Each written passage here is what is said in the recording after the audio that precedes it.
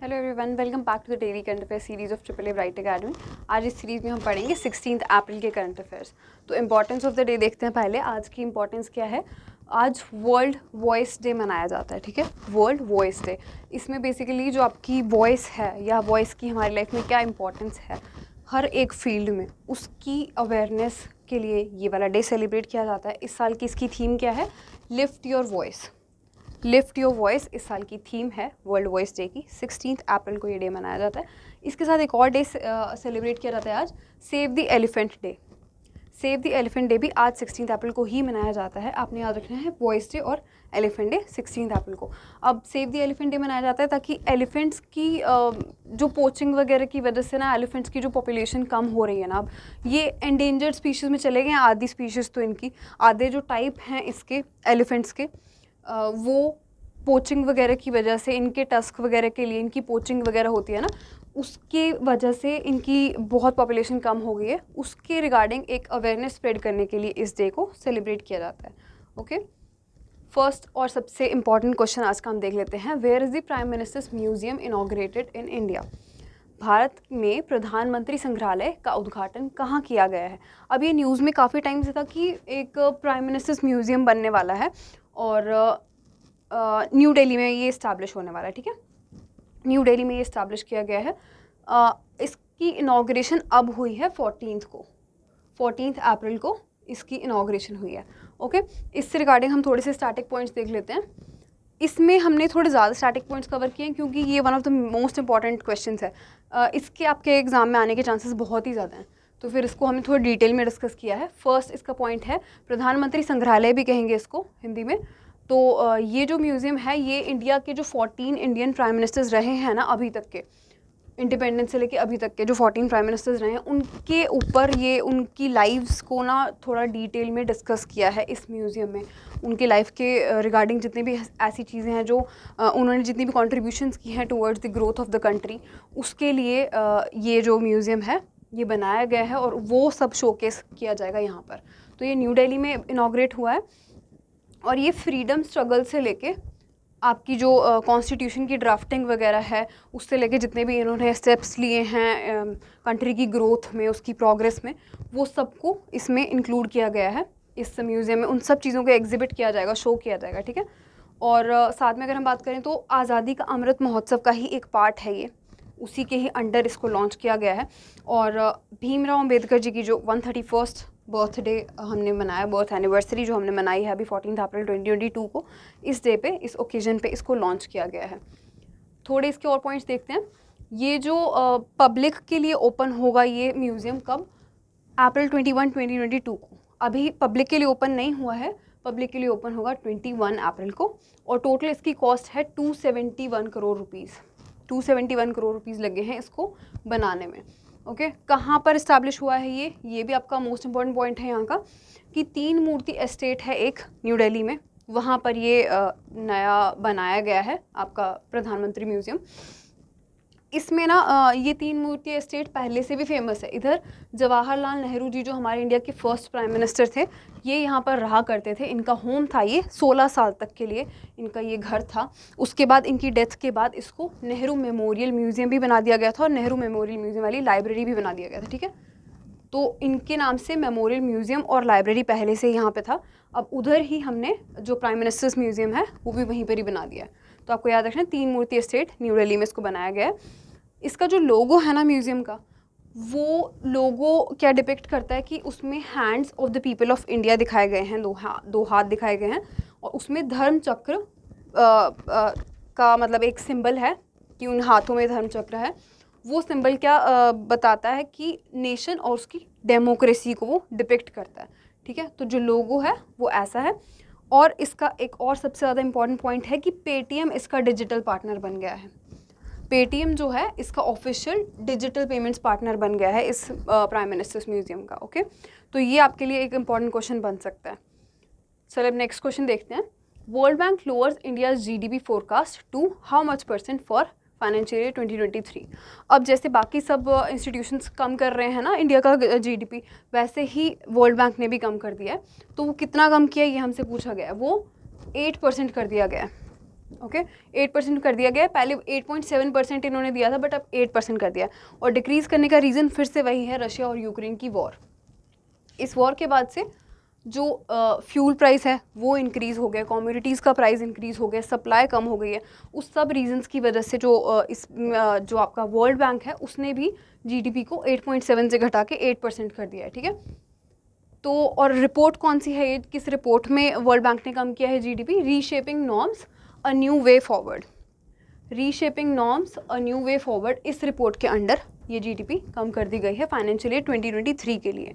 Financial year 2023 मतलब कि 2022 और 2023, ठीक है। नेक्स्ट क्वेश्चन हमारे पास है, which state observe the first anniversary of the birth anniversary of doctor B R Ambedkar as day of equality.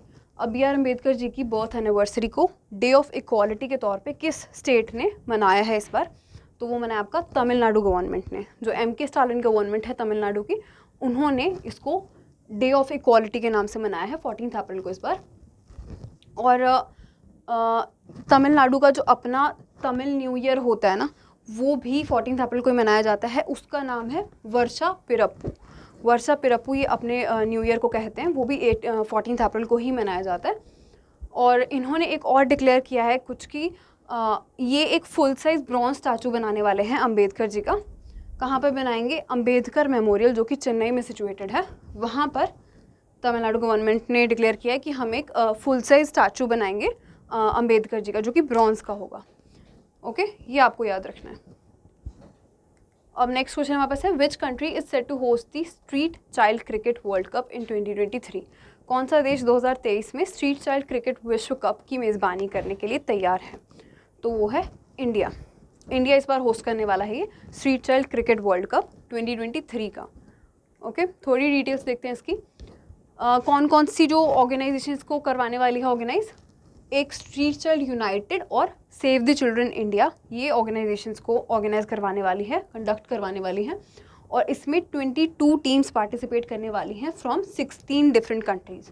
16 different countries की 22 टीम्स इसमें पार्टिसिपेट करेंगी। इसमें और कोलैब कौन करने वाला है? ये वर्ल्ड कप के साथ और कोलैब करने वाले हैं आपके वर्ल्ड बैंक, ठीक है, ICC और ब्रिटिश हाई कमीशन। ये 3 इंस्टीट्यूशंस भी इस वर्ल्ड कप के साथ कोलैबोरेट करने वाली हैं। नेक्स्ट क्वेश्चन हम देखते हैं, the Indian air force inked an MOU with which of the following IITs to accelerate indigenization efforts of IAF for achieving आत्मनिर्भर भारत? भारतीय वायुसेना ने आत्मनिर्भर भारत को प्राप्त करने के लिए IAF के स्वदेशीकरण प्रयासों में तेजी लाने के लिए निम्नलिखित में से किस IIT के साथ समझौता ज्ञापन पर हस्ताक्षर किए हैं? तो ये किए हैं आपके IIT मद्रास ने। हमने इस क्वेश्चन को पहले एक बार पॉइंटर्स में डिस्कस किया है, बट आज हम इसको थोड़ी डिटेल में डिस्कस कर लेते हैं। IIT मद्रास ने इंडियन एयरफोर्स के एफर्ट्स जो वो पुट कर रहे हैं ना, ताकि स्वदेशीकरण हो सके हमारे इंडिया में, स्वदेशीकरण को और बढ़ावा दिया जा सके और आत्मनिर्भर भारत के अंडर हम और थोड़ा उसको अचीव करें आत्मनिर्भर भारत को। तो उसके लिए IIT मद्रास ने हेल्प की है आपके इंडियन एयरफोर्स की। थोड़ा इसकी डिटेल्स देखते हैं। आत्मनिर्भर भारत के अंडर है ये इंडिजनाइजेशन के एफर्ट्स सारे इंडियन एयरफोर्स के। और इसमें जो टेक्नोलॉजिकल डेवलपमेंट होगी और इंडिजिनस सॉल्यूशन प्रोवाइड करवाएंगे वो IAF प्रोवाइड करवाएगा, ताकि जो आपके वेपन सिस्टम्स हैं हमारे, उनको उनमें डेवलपमेंट आ सके, ठीक है। और जो IIT मद्रास है ये इसमें हेल्प करने वाली है कंसल्टेंसी में, कंसल्टेशंस वगैरह ये प्रोवाइड करवाएगी। कैसे? ये करेगी स्टडीज़, सारी फिजिबिलिटी स्टडीज़ वगैरह भी ये करेगी, प्रोटोटाइप की डेवलपमेंट वगैरह के थ्रू ये कंसल्टेशंस देगी इंडियन एयरफोर्स को, ताकि जो हम स्वदेशीकरण ला सकें इंडिया में, इंडियन एयरफोर्स में भी, ठीक है। और अगर हम बात करें चीफ ऑफ एयर स्टाफ की, तो वो कौन है? एयर चीफ मार्शल विवेक राम चौधरी, ठीक है। विवेक राम चौधरी या VR चौधरी जो हैं इस टाइम आपके चीफ ऑफ एयर स्टाफ हैं। नेक्स्ट क्वेश्चन देखते हैं अपना, which country has successfully test fired a first of its kind laser missile defence system called Iron Beam, the world's first energy based weapon system? किस देश ने दुनिया की पहली ऊर्जा आधारित हथियार प्रणाली आयरन बीम नामक अपनी तरह की पहली लेज़र मिसाइल रक्षा प्रणाली का सफलतापूर्वक परीक्षण किया है? तो ये किया आपका इजराइल ने। इजराइल ने ये जो वेपन सिस्टम है इसको इंट्रोड्यूस किया है, आयरन बीम इसका नाम है। ये first of its kind laser missile है ये आपको याद रखना है, इसका नाम आयरन बीम है और ये इजराइल ने लॉन्च की है। और ये बनी किस टेक्नोलॉजी के अंडर ये बनी है? राफेल एडवांस डिफेंस सिस्टम के अंडर, ठीक है, इन्होंने इसको बनाया है। और एरियल डिफेंस में ये बहुत आगे जाने वाली। देखो इसमें क्या होता है, इसमें लेज़र बेस्ड है ना ये, तो मतलब कि अगर कोई भी किसी भी और कंट्री की कोई भी और ऐसी एयर में कोई भी मिसाइल आती है, रॉकेट आती है, या फिर कोई ड्रोन आ जाता है जो इनकी कंट्री की डिफेंस है ना, उसको इन्वेड करने की कोशिश करती है, तो ये लेज़र की है, मतलब कि एयर में ही उसको डिस्ट्रक्ट कर देगी, उसको एयर में ही ख़त्म कर देगी। ये इसकी एक टेक्नोलॉजी है। आयरन बीम जो है वो फाइबर लेज़र सिस्टम पे काम करती है, जो किसी भी एयरबॉर्न ऑब्जेक्ट को हवा में ही ख़त्म करने की क्षमता रखता है। ओके, तो ये इजराइल ने लॉन्च किया है, आयरन बीम इसका नाम है, आपको बस इतना याद रखना है। नेक्स्ट क्वेश्चन हमारे पास है, which bank has launched a new enterprise platform designed specifically for business banking and corporate clients? किस बैंक ने विशेष रूप से व्यावसायिक बैंकिंग और कॉर्पोरेट ग्राहकों के लिए डिज़ाइन किया गया एक नया उद्यम मंच लॉन्च किया है?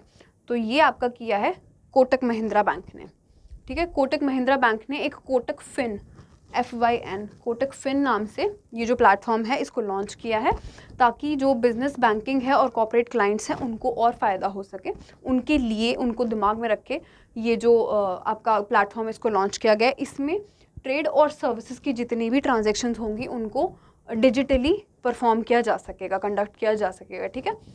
और कोटक फिन जो है वो क्या सीख करता है कि वो एक कंसिस्टेंट एक्सपीरियंस प्रोवाइड करवा सके अपने कस्टमर्स को सारे ही प्रोडक्ट प्लेटफॉर्म्स पे, ओके। और ये जो प्लेटफॉर्म है ये पेपरलेस ट्रांजैक्शंस को भी इंश्योर करता है, क्योंकि वो डिजिटल सारा कुछ प्रोवाइड करवा देंगे ना, डिजिटल सारी सहूलियत मिल जाएगी, तो फिर पेपरलेस ट्रांजैक्शंस तो ऑब्वियसली इंश्योर कर ही रही है, ओके। और नेक्स्ट इसमें है कि कोटक का ये जो FIM, एक्चुअली कोटक फिन है, ये एक डिजिटल कॉर्पोरेट पोर्टल है जो कि सर्व करेगा as a one stop shop, ठीक है। एक ही जगह पर इधर सारी ट्रांजैक्शंस हो जाएंगी आपकी ट्रेड और सर्विसेज की, तो इसके लिए एक वन स्टॉप शॉप भी है। ये आपके आज के क्वेश्चंस थे। अब हम पॉइंटर्स देख लेते हैं आज के। यूनियन मिनिस्टर्स S जयशंकर जो आपके मिनिस्टर ऑफ एक्सटर्नल अफेयर्स हैं और defence minister Rajnath Singh visited US to attend 4th India US 2+2 ministerial dialogue 2022। बस आपको याद रखना है कि हमारी साइड से किसने परफॉर्म किया, कौन गए थे पार्टिसिपेट करने, S जयशंकर और राजनाथ सिंह, ठीक है। और ये 4th India US का 2+2 मिनिस्ट्रियल मीटिंग थी, ठीक है, या डायलॉग था। नेक्स्ट हमारे पास पॉइंट है कि New Zealand pacer Hamish Bennett has announce his retirement from his 17-year-old cricket career. इसमें आपको सिर्फ इतना याद रखना है कि ये न्यूजीलैंड के एक प्लेयर थे, वहाँ के बॉलर थे फास्ट पेस, हैमिश बेनेट इनका नाम था, अब इन्होंने रिटायरमेंट ले लिया क्रिकेट से।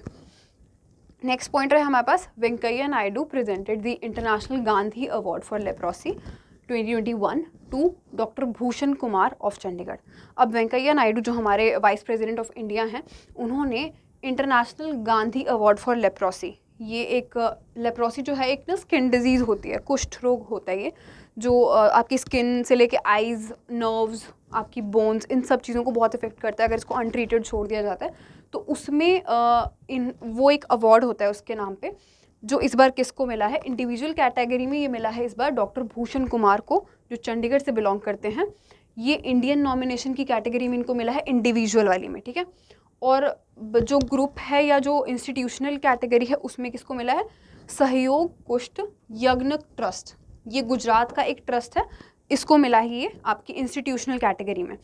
किस लिए मिला है, क्योंकि इन्होंने एफर्ट्स किए हैं अवेयरनेस स्प्रेड करने के लिए लेप्रोसी के लिए, लेप्रोसी उसकी ट्रीटमेंट में या उसके जितने भी मरीज़ हैं उनकी केयर के लिए इन्होंने कुछ स्टेप्स उठाए हैं और साथ में अवेयरनेस स्प्रेड करने के लिए स्टेप्स उठाए हैं, तो इसलिए इनको इस अवार्ड से सम्मानित किया गया है। और ये अवार्ड्स हुए कहाँ थे, उपराष्ट्रपति निवास न्यू दिल्ली में, ओके। बस आपको याद रखना है कि इसमें विनर्स कौन कौन है, एक डॉक्टर भूषण कुमार हैं इंडिविजुअल कैटेगरी में, और सहयोग कुष्ठ यज्ञ ट्रस्ट गुजरात वाले, ये इंस्टीट्यूशनल कैटेगरी में इसके विनर्स हैं। ये आपकी आज की न्यूज़ थी। अब इसमें आपको कोई भी कन्फ्यूजन लग रही है आप कमेंट्स में पूछ सकते हैं। मैं आपसे कल मिलूंगी नेक्स्ट क्लास के साथ। Thank you.